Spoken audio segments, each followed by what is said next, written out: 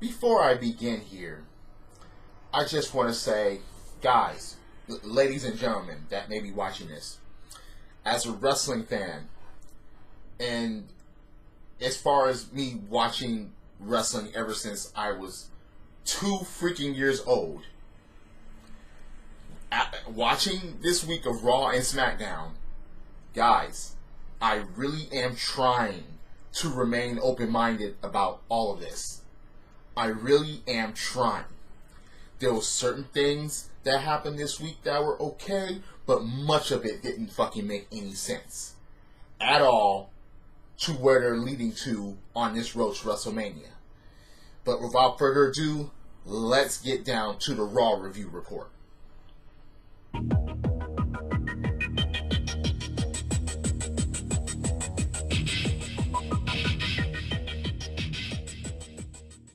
So Mr. and Mrs. Triple Bitch come out, hit the ring, talk about Elimination Chamber, first ever women's tag team champions, even though there were WWF women's tag team champions in the past. The Elimination Chamber match with Daniel Bryan defending the WWE Championship against 5 other people. And Mustafa Ali got replaced by Kofi Kingston, but I'll get to that in the SmackDown review report in a bit. And then the Raw Women's Championship match, Becky versus Ronda, and they replayed the whole shameel about Becky attacking Triple H and Stephanie, well, slapping Triple H and attacking Stephanie and so on and so forth. But then, to many people's surprise, Becky comes out and she says that they said the man saw the doctor. But before that, we get a match, Ronda Rousey versus Rubi Riot at Elimination Chamber. So what does that mean? If Ronda Rousey loses at Elimination Chamber somehow to Rubi Riot, then that just messes up WrestleMania to a T. But let's see if they can mess it up before it even gets to Elimination Chamber, shall we? So Becky comes out and she could be medically cleared. She saw her doctor. She saw her own doctor. WWE doctors talked to her doctor, and they all came to an agreement. So now, all Becky has to do, and the suspension is lifted. Wow! And all she has to do, if the match is on between her and Ronda Rousey, is she has to apologize to Mr. and Mrs. Triple Bitch. She has to say, I'm sorry. She has to say, I apologize, something or rather, in order for her match with Ronda Rousey to take place. She has to say, I'm sorry, or I apologize. That's all she has to do. Of course, Becky doesn't trust Triple H. She doesn't trust Vince. She doesn't trust Stephanie. She said she'll fight all of them if they threaten to take her spot. It was like, I'll fight your old man, I'll fight you, I'll fight you. An apology?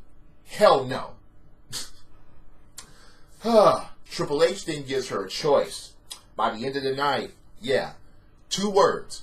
You're going to just not say 2 words and throw WrestleMania away, throw all that away because of your pride. Triple H, you're one to talk about pride, okay? The McMahons or anyone to talk about pride. Come on. Oh goodness, this is just... So we're going to have to hear it by the end of the night. An apology, maybe. Nia Jax and Tamina versus Sasha and Bayley versus Liv Morgan and Sarah Logan. And whoever gets pinned in this match will enter the Elimination Chamber first for the Women's Tag Team Championship Elimination Chamber match. So Nia and Tamina are the ones that pick up the victory, but it was against Sasha and Bayley because Sasha got injured during the freaking match. So Bayley does all the freaking work in this whole match. Period. Regardless of anything else that went on this match, Bayley did all the freaking work. But who gets to pin her? Nia Jax. I guess it is worth something to be related to Roman Reigns. Yeah, I said that. Yeah, I'm calling that out. Because Nia Jax, so why couldn't Nia and Tamina be in there first? And then, oh, goodness. So Nia and Tamina are going to be able to enter the chamber last. So stupid. That's just... oh, goodness. Now, Elias was interrupted 3 times by a Becky and Finn Balor segment about apologizing and pride. He was interrupted by a Seth Rollins video package or video montage of his whole year up to this point. And then Elias gets interrupted by Lucha House Party. And long story short with that, Kalisto busts a couple of notes with an extra guitar that was out. Well, there were 2 guitars out there for a reason. One guitar Elias gave to him. Kalisto busts a couple of notes. Hey, why don't we have a duet right here, right now? Yeah, so Kalisto, you stay here, and Elias grabs his other guitar and bops Kalisto and runs. Are we entertained yet? Is this supposed to be entertaining to you?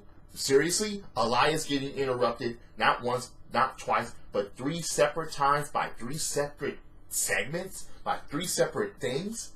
Seriously? Wow, that's just... So, Finn Balor against Drew McIntyre and Bobby Lashley is going to be out the ringside. So, what does Lashley do? Bibbidi bobbidi boo, he interferes in the match. Wow, I didn't see that coming. Oh my god, this is so exciting. I didn't see that coming. Oh, and wow, who comes out for the save? Kurt Angle. Didn't see that coming. Oh no, here comes Baron Corbin. Ah! Didn't see that coming. Braun Strowman comes out.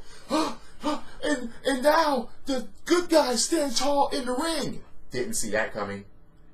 Oh wait, do we have a general manager now? Is it Teddy Long? Because now we have a tag team match. Oh my god, didn't see that coming. Man, this is... So, it gets even more ridiculous. How Finn Balor was pinned by Bobby Lashley, but Finn Balor's foot was on the ropes and the referee didn't see it. But another referee had to come out and say, no, Finn Balor's foot was on the ropes, and then the match is restarted. So, that win was taken away, and so Lashley gets pinned by Finn Balor. After Lashley gets a power slam, Finn Balor gives him the coup de grace, and yeah, he pinned the Intercontinental Champion. So we're supposed to take seriously that Bobby Lashley could lose the Intercontinental Championship to Finn Balor when there are reports that Finn Balor is going to be in the Cruiserweight division soon.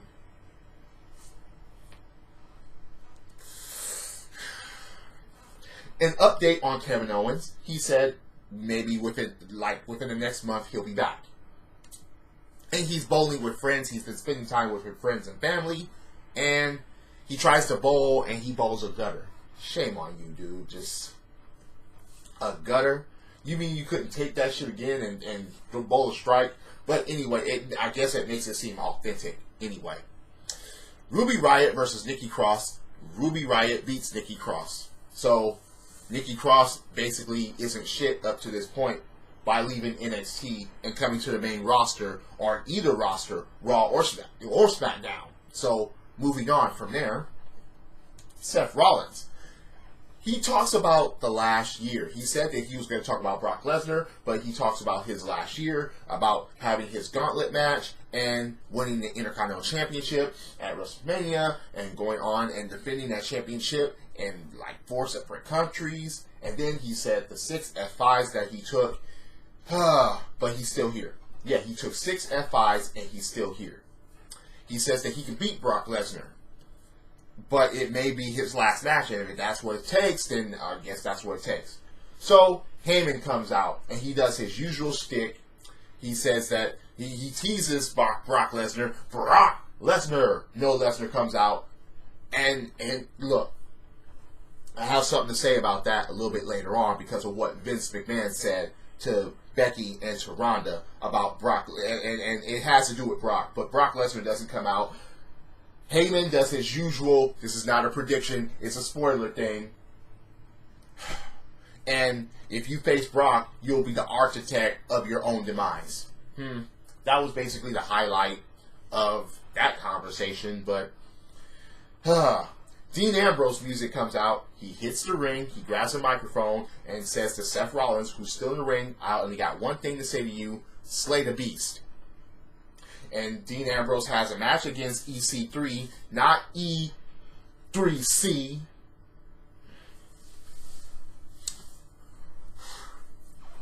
EC3 has been in wrestling for a while. Ethan Carter III. He's been at, of course, TNA. He was in NXT.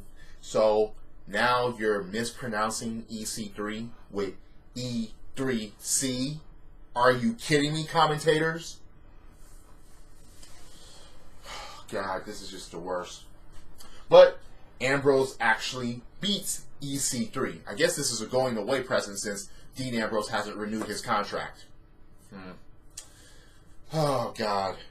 So now we have a Becky and Alexa segment, and which basically, you know the deal. Becky actually accuses Alexa of wanting to take Becky's place if she denies to apologize. And says that, yeah, you know what? That segment, that it's garbage. Because you know what Alexa was trying to do and provoke Becky into not apologizing. And of course, she was thinking about that all night. So the highlight of the night was the Revival actually wins the Raw Tag Team Championships. Wow. So out of all the BS that's happened earlier in the night, this is to make it up for us? Even though the Revival had chance after chance after chance, and now you see them as Tag Team Championship material on the main roster? Now that's what... now is the time? Why couldn't it happen at fucking Elimination Chamber? So you have to have this happen on Raw?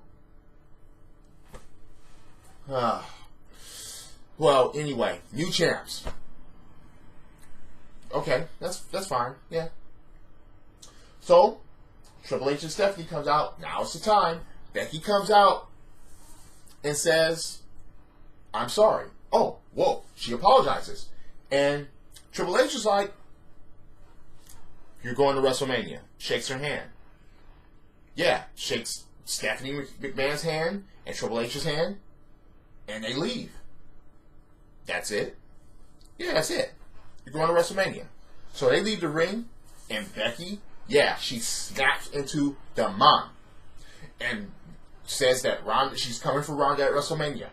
Ronda actually comes out. Ronda Rousey actually comes out, hits the ring, but before anything, Vince McMahon comes out. And he's like, no. They may have forgiven you, talking about Triple H and Steph, but I haven't. Becky, you think that you're above WWE. You think that you say that you're the man? I'm the man. And then Vince said something that really pissed me off about all of this. He said that he doesn't like bad attitudes, and Becky has a bad attitude, and so does Ronda Rousey, and Vince McMahon doesn't like bad attitudes. So let me get this straight. You don't like bad attitudes from Becky Lynch and Ronda Rousey. But you have Brock Lesnar as the Universal Champion.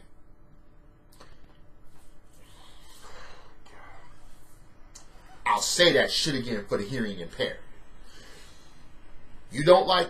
Vince McMahon says he doesn't like bad attitudes with Becky Lynch and Ronda Rousey. But Brock Lesnar, the baddest attitude of all, is Universal Champion, is not even on the freaking show.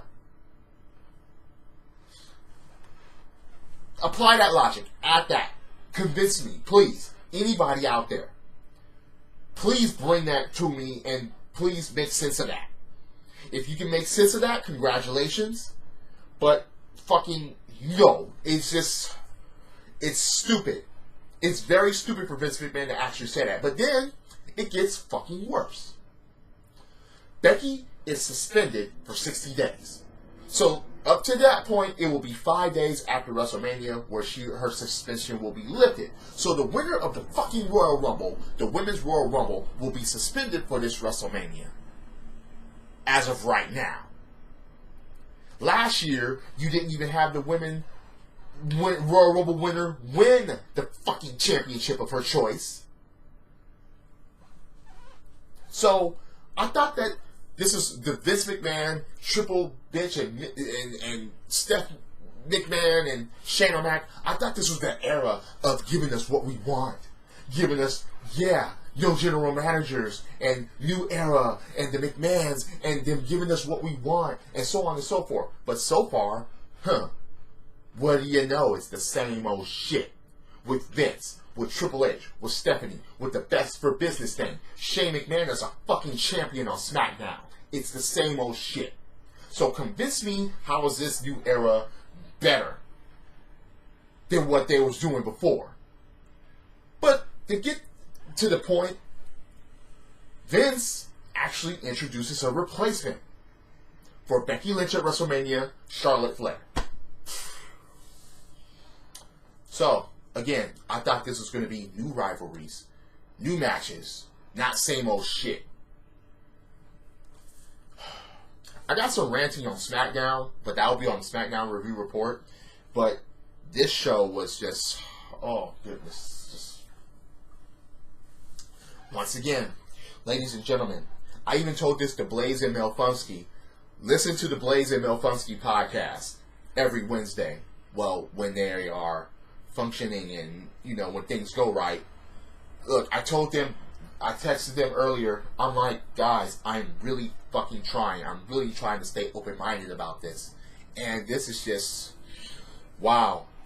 This was just a downpour of garbage, this whole show. Okay, Kevin Owens returning soon. We knew that anyway. They ran a montage on it. And the Revival winning the Tag Team Championships, that should have happened a while freaking back. The B Team were champions before them. Yeah. Anyway, do you think my opinions are full of shit? Comment below if you're on here watching me on YouTube here. Hit that like button, hit subscribe, ring that bell for notifications. If you're on Spreaker.com or on Apple's iTunes listening to this, once again, thank you for joining along. But this is just a big low point as far as a road to WrestleMania. And it's right before Elimination Chamber. And Fastlane is right down the road, but I don't see anything getting better anytime soon. Yes, I could see the plan of throwing Becky in the mix, and next thing you know, Vince is against Stephanie and Triple H once again because they drew Becky in, and it's going to be a triple threat match at WrestleMania between Becky, Charlotte, and Ronda. Where the fuck does Asuka fit in this WrestleMania? She's the SmackDown Women's Champion that just beat Becky Lynch at the Royal Rumble, but there's no shining on her so far. Drop kicks, body slams, throw motherfuckers over top rope, both feet hitting the floor. Yes, I'm a wrestling fan, but this is, it's trying my patience. This is the theme, and the theme is go. Credits.